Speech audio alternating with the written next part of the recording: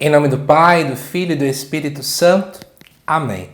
Amados irmãos e irmãs, é com muita alegria que nós estamos aqui para juntos estudar e meditar a primeira leitura que a Igreja nos apresenta para esta segunda-feira da oitava da Páscoa. Talvez você se questione por que a Igreja costuma ter, então, oitava da Páscoa, oitava de Natal. O motivo é muito claro. Aquilo que nós celebramos na Páscoa do Senhor, já ali dentro da Vigília Pascal e que também vivenciamos no domingo da ressurreição, é uma alegria tão grande, é um mistério tão grande que não apenas pode ser esgotado em um único dia. É por esse motivo que nós então estendemos essa alegria pascal durante toda a semana. Toda a semana é dia de desejarmos para os irmãos feliz Páscoa. Por isso, de antemão, desejo para você uma feliz Páscoa, uma feliz semana da oitava de Páscoa. E o texto de hoje, ele se encontra lá em Atos dos Apóstolos, capítulo 2, e nos diz assim: No dia de Pentecostes, Pedro, de pé, junto com os 11 apóstolos, levantou a voz e falou à multidão: Homens de Israel, escutai estas palavras. Jesus de Nazaré foi um homem aprovado por Deus junto de vós, pelos milagres, prodígios e sinais que Deus realizou por meio dele entre vós. Tudo isso vós bem o sabeis. Deus, em seu desígnio e previsão, determinou que Jesus fosse entregue pelas mãos dos ímpios e vós o matastes, pregando-o numa cruz. Mas Deus ressuscitou a Jesus, libertando-o das angústias da morte, porque não era possível que ela o dominasse. Pois Davi dele diz: Eu via sempre o Senhor diante de mim, pois está à minha direita para eu não vacilar. Alegrou-se por isso meu coração e exultou minha língua, e até minha carne repousará na esperança. Porque não deixarás minha alma na região dos mortos, nem permitirás que teu santo experimente corrupção. Deste-me a conhecer os caminhos da vida, e a tua presença me encherá de alegria. Irmãos, seja-me permitido dizer com franqueza que o patriarca Davi morreu e foi sepultado, e seu sepulcro está entre nós até hoje.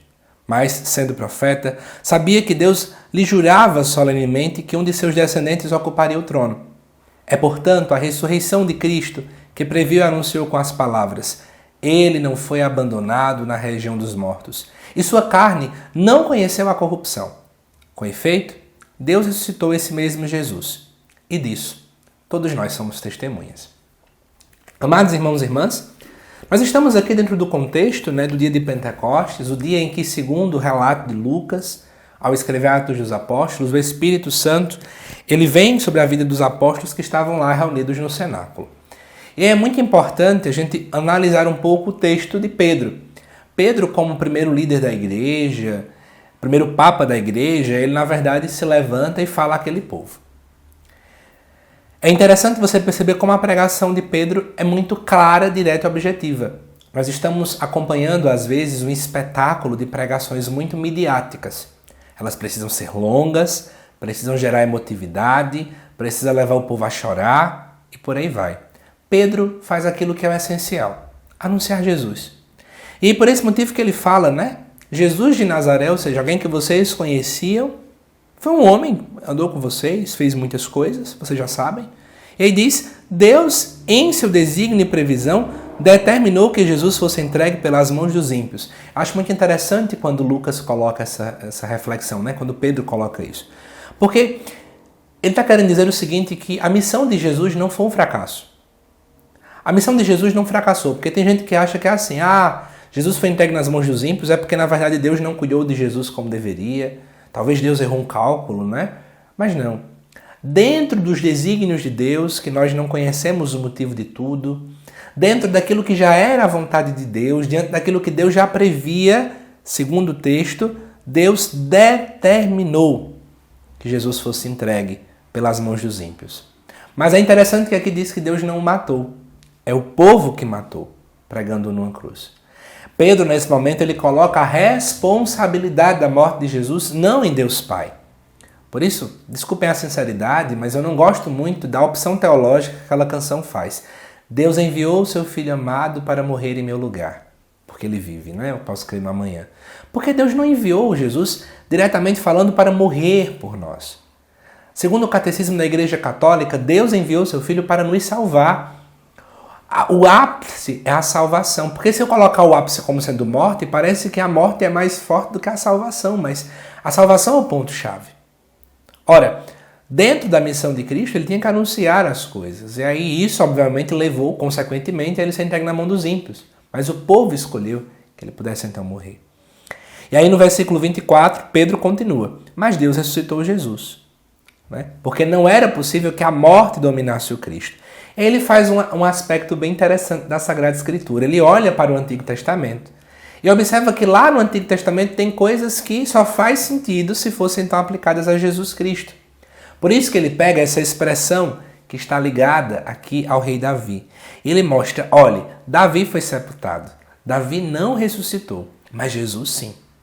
Né? Então, na verdade, nesse momento, Pedro está agora pegando a Sagrada Escritura e percebendo que ela já apontava para Jesus desde sempre. Esse método, inclusive, quem mais costumava utilizar era a patrística. Os padres da igreja, os primeiros padres da igreja, sempre costumavam ler o Antigo Testamento à luz de Cristo, para então buscar ali entender o que é que aquele texto apontava para Jesus, o que é que aquilo de fato pontua em relação a Cristo. E aí, amados irmãos e irmãs, quero chamar a atenção para nós com uma reflexão pessoal. Pedro é a imagem da igreja. Pedro resume a sua pregação em anunciar Jesus, o Cristo que morreu e ressuscitou. Para Pedro não existe distinção entre o Cristo crucificado e o Cristo da glória. É o mesmo Cristo, ele morre e ressuscita. Eu faço essa pergunta, como é que a gente tem anunciado Jesus? Será que a gente está gastando mais tempo falando de nós ou falando de Cristo? Será que temos colocado Jesus como o ponto-chave do nosso anúncio? Às vezes gastamos tanto tempo falando das nossas vidas, falando do nosso jeito de rezar, falando disso ou daquilo outro, fazendo testemunho pessoal e deixamos o que é o principal de lado, que é anunciar aquele que morreu e ressuscitou por nós. Enquanto igreja, enquanto nós não entendermos que o ponto-chave do nosso anúncio não deve ser a minha vida pessoal e os meus feitos, mas sim o Cristo, a gente não vai ver mais e mais pessoas se convertendo. A conversão vem do anúncio do Cristo. Busquemos, assim como Pedro nesta leitura, anunciar o Cristo e o Cristo somente. Ele precisa ser o centro da nossa evangelização, da nossa ação pastoral, né, da nossa caminhada cristã, porque Ele é o caminho, a verdade e a vida.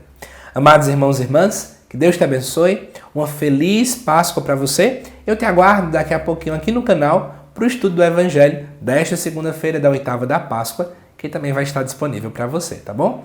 Até mais!